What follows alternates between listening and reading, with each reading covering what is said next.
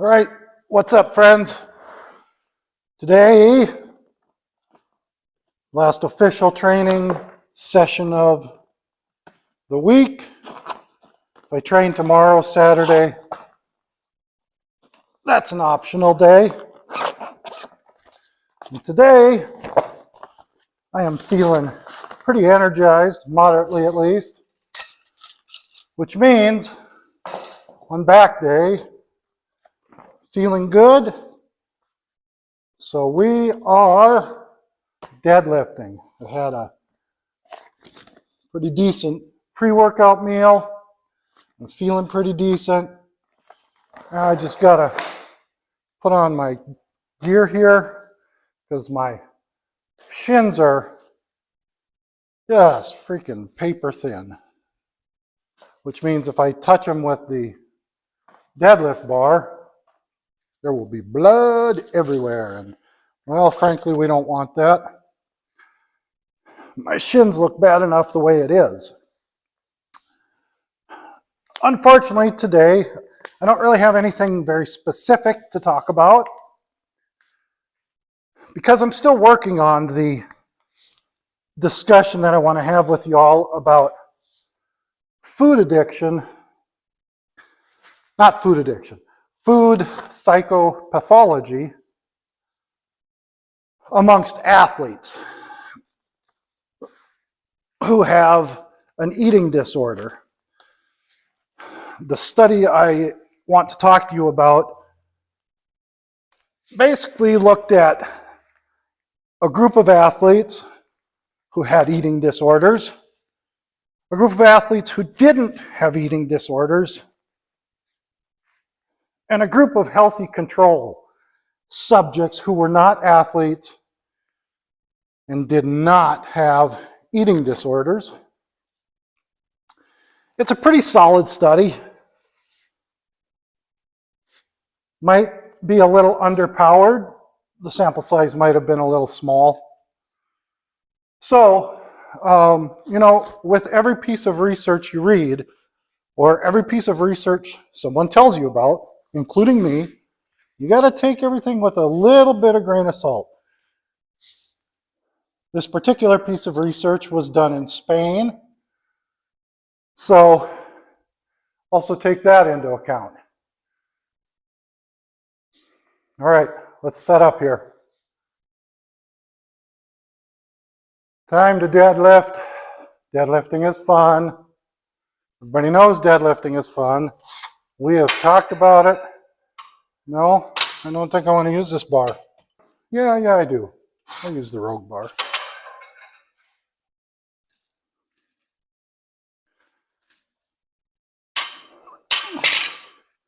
You should be deadlifting. If not regularly, at least once in a while. What's interesting is I usually, or lately, or for the past 17 weeks, haven't really wanted to do any deadlifting. Which is why, if I don't want to deadlift, then why train strongman, right? And lately, I have been feeling a desire to deadlift, which is kind of, that's a good way for me to know where I'm at in terms of, am I ready to switch back over to strongman style training? Or should I stick with what I'm doing now? And so this might be me transitioning over into more of a strongman style training where I'm just doing between singles and maybe up to fives at the most. I don't know, we'll see. But today I feel like deadlifting. So here we go. First set, this is warm-up, of course. One of the guys that's fun to watch deadlift is Graham Hicks, along with Rauno Heinla. They're both master deadlifters. And they always use their warm-up deadlifts as basically speed reps. Very interesting.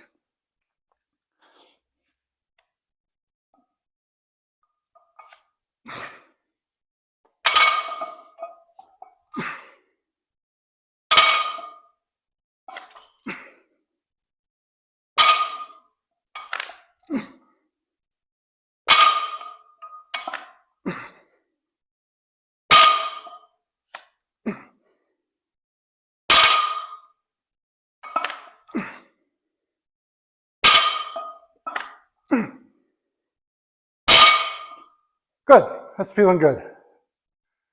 Not bad. All right.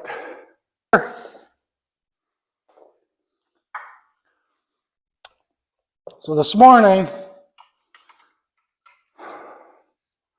there's a really good podcast by a guy I keep referencing. His name is Simon Lafontante. He's on YouTube. And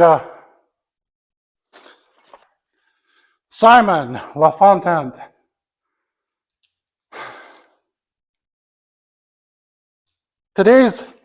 He does a video a day. Of course, he's in the weight loss space, kind of like I am. He's got a video today on what is hunger. It's a great video, great topic. Go watch it.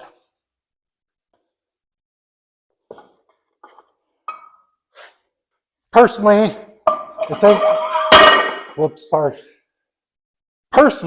I think there are a lot of people, me included, who don't understand when they're truly hungry and when they just want to eat.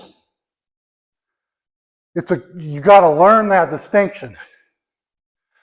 So, just a recap, Simon looks at 3 areas. Number 1, true hunger, appetitive hunger, and he looks at like emotional eating, or what's referred to as external eating. And the breakdown of these is really, really good. Simon does a great job. I think I may make a sort of an attached video looking at a little bit more of the science of what he's talking about, and really kind of going maybe even deeper than he does. What Simon's really good at, and what I really appreciated, was the personal examples that he's giving around different types of hunger, and how you need to understand that you're not hungry most of the time. You need to understand that most of the time you're either eating based on other triggers like emotions or situations, or you're eating based on appetite. And the way he's using appetite here is you're doing what you usually do. You're bored. Okay, now it's time to eat. Not that I'm hungry, so I better eat. It's in the afternoon and I'm bored, and I usually eat now, so now I'll eat. It's a great breakdown. I say go out and watch it, okay?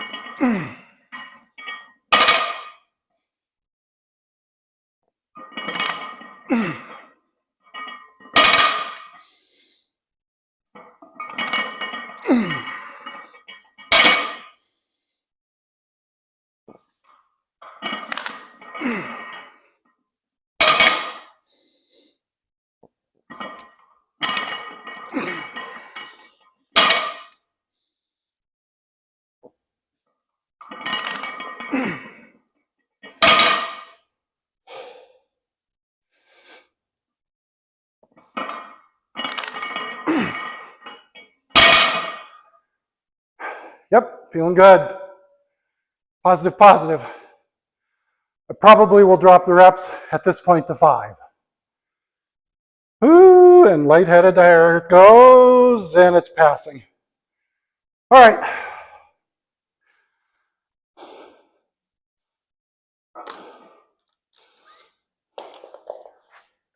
Oh.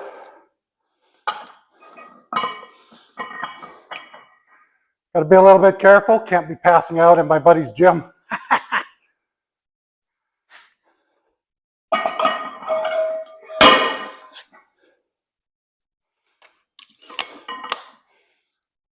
So it's interesting. I'm down from 290 I'm down to 263 since the second week of October. And it's really interesting how much I can feel a strain on my strength.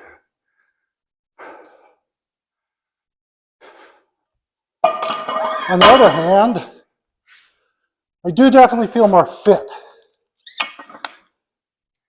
And in terms of strongman, I am hoping to get down far enough to where I can compete at middleweight and don't have to worry about the freaking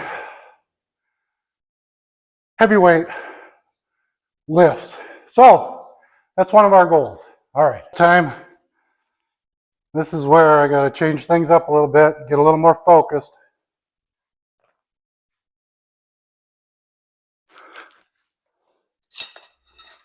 Weight belt is simply to remind me to brace.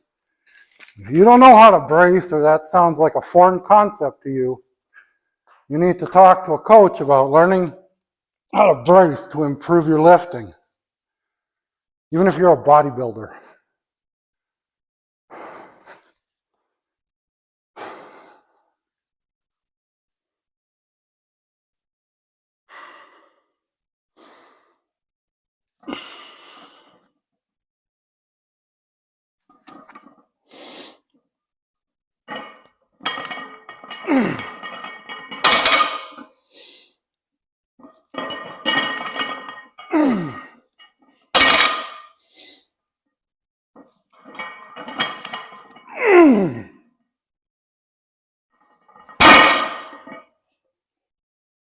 Crap!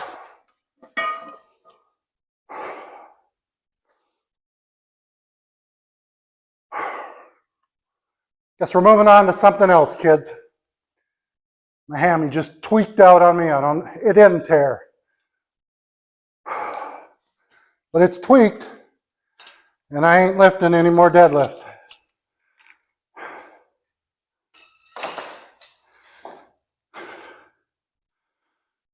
Otherwise, it will tear probably. We're done with deadlifts. That really annoys me. That pisses me off. As you age,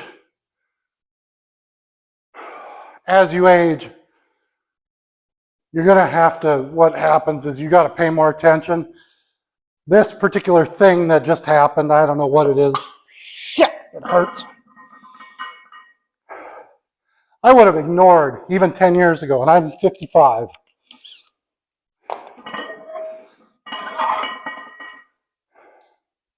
Better not be torn, or I'm going to be really mad. Hopefully this is just something related to training hammies on Monday. Because I did train those pretty hard. So, yeah. That's okay. We're not going to get too bent out of shape about it.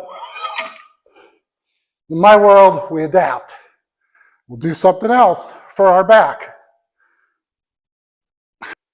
So we're moving on. And we're going to do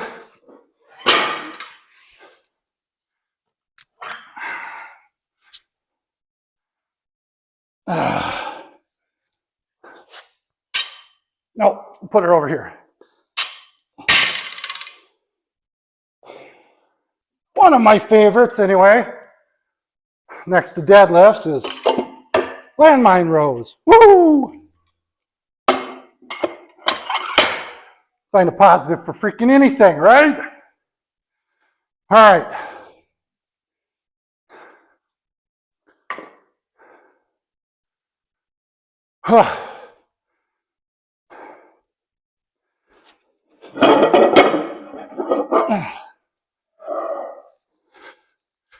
And since we're already warmed up a little bit,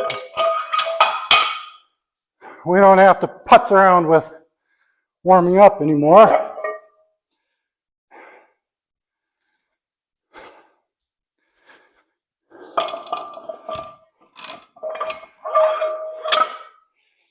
And no, I'm not going to just stop,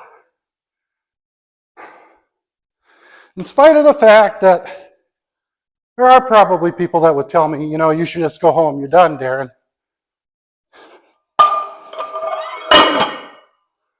No, instead I'm going to do something different. That doesn't put full strain on my hamstrings.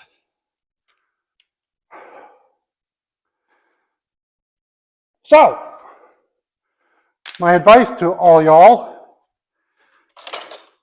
learn some pain management. Don't kill yourself. Sometimes, keep going. Man, I know it's an old school way of thinking, but if a 55-year-old goober can do it, you can too. No worries. No worries.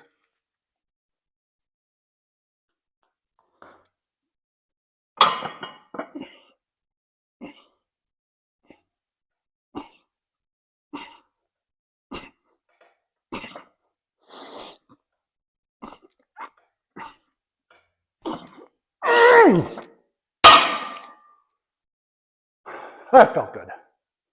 Let's add a 25.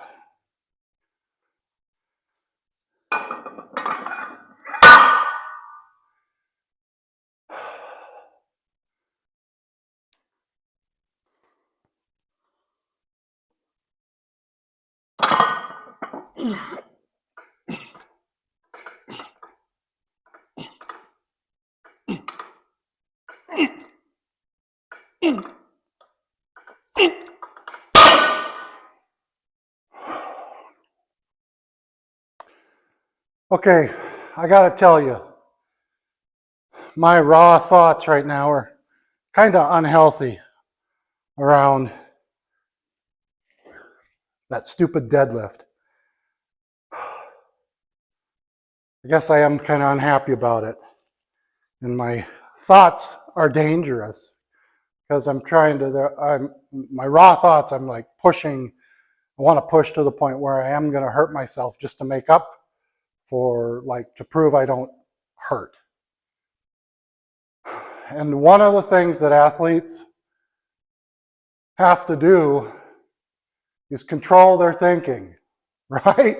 It's really important. Because if I don't, just personally right now, I'm going to add more weight, and I shouldn't. This is plenty. I can get 8 reps, 10 reps, whatever, do a couple more sets.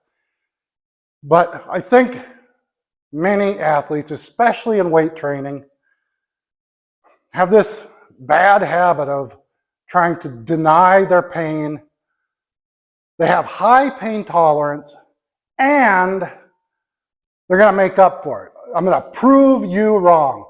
Yes, I cannot deadlift. I'm not going to deadlift right now, but oh look, on my landmine rows, I'm going to crush it. So you have to use self-talk. It's one of the best tools an athlete has in any sport. So what I'm telling myself is calm down, stay safe, you're fine. Just let this heal up, everything's okay. Next week you can test it, try it again. Don't go hog. Just relax and lift hard, but be safe. I gotta tell myself that. Otherwise, I'm just gonna sit here and stew, be angry like, well, there goes my training. I'm kind of an all or nothing guy. Either I'm gonna lift really heavy, or screw it. I'm not even a weight trainer. If I can't lift more, I'm not even lifting. And that's a mistake we make. You have to lift hard, be intense, but very few of us can be like Dorian Yates or Branch Warren. Sometimes you have little niggles and owies and boo-boos and pain, and you could just bust through those. This is not that. It's not quite a full-blown injury, but it will be if I push far too hard. So, my advice to you as lifters, as people trying to lose weight, this happens when you try and lose weight. Fine. I just binged and I'm 100 calories over my calorie count. I'm done. It's all or nothing. It's not, okay, what can I learn from this? You're okay, move on. Next day, best day. Next meal, best meal. Sometimes you got to pull back, slow down, and really be realistic about what you're doing so you don't hurt yourself. Mentally, physically, nutritionally. Okay? All right, let's get this set done.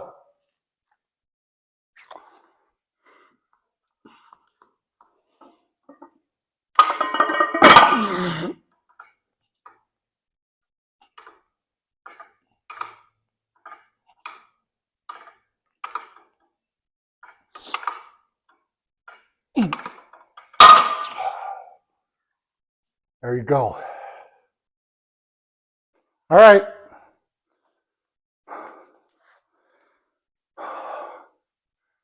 We're back in dumbbell town. Got those two bigger lifts out of the way, and this is what I had programmed. And I think it's probably good. I don't want to put any more strain on my hamstring. So, next we got the superset of joy. That if God does supersets, this is the one he does. The supported dumbbell rows combined with rear delt flies. I'm going to go a little heavier on the dumbbell rows, I think. Actually, we're just going to go a little heavier in general, see where we can go. All right, let's boogie it.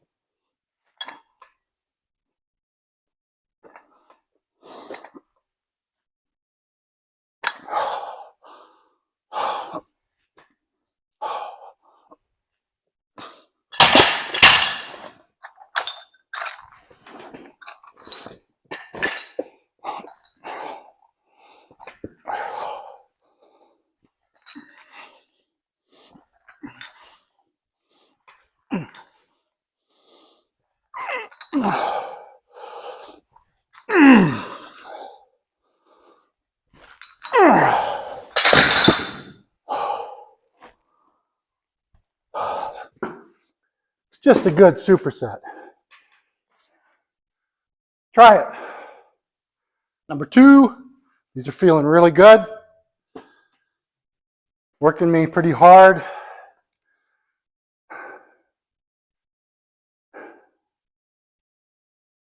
You should not be feeling perfect when you're lifting or training in any sport. If you're not feeling worked, you're not working. You should be able to recover between sets. The science says anywhere from 30 minutes to 3 minutes is ideal. Being older, I tend to go on the longer side, 90 seconds generally. When I'm lifting heavier, 90 seconds to 3 minutes, sometimes up to 5 minutes between sets.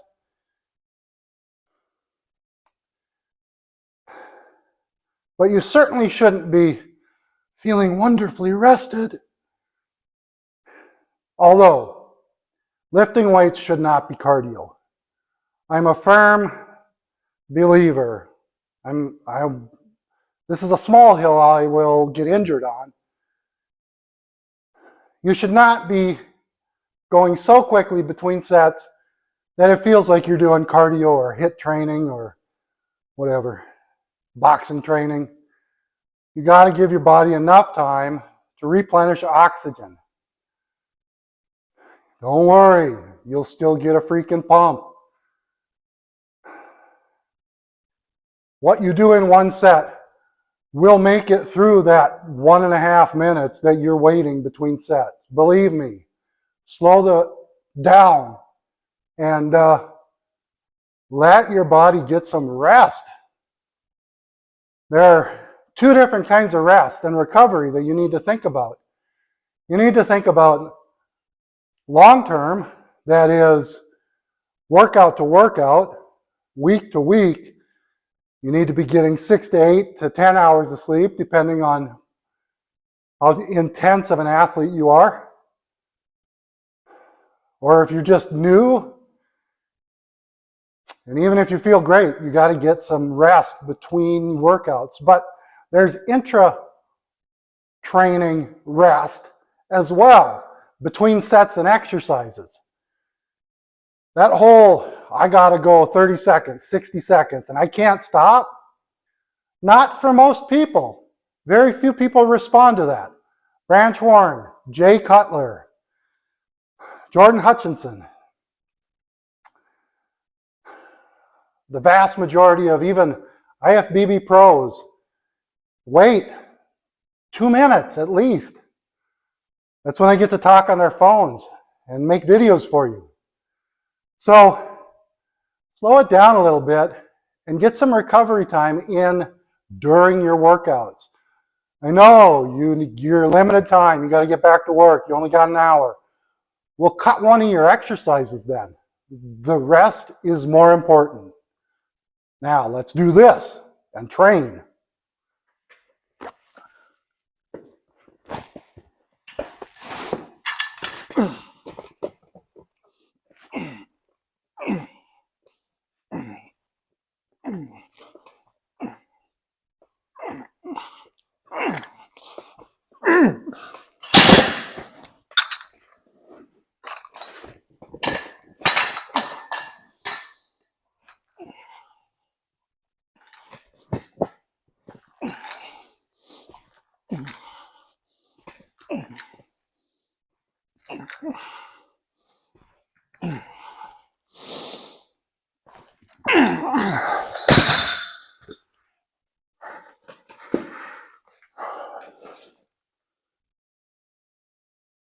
That's it.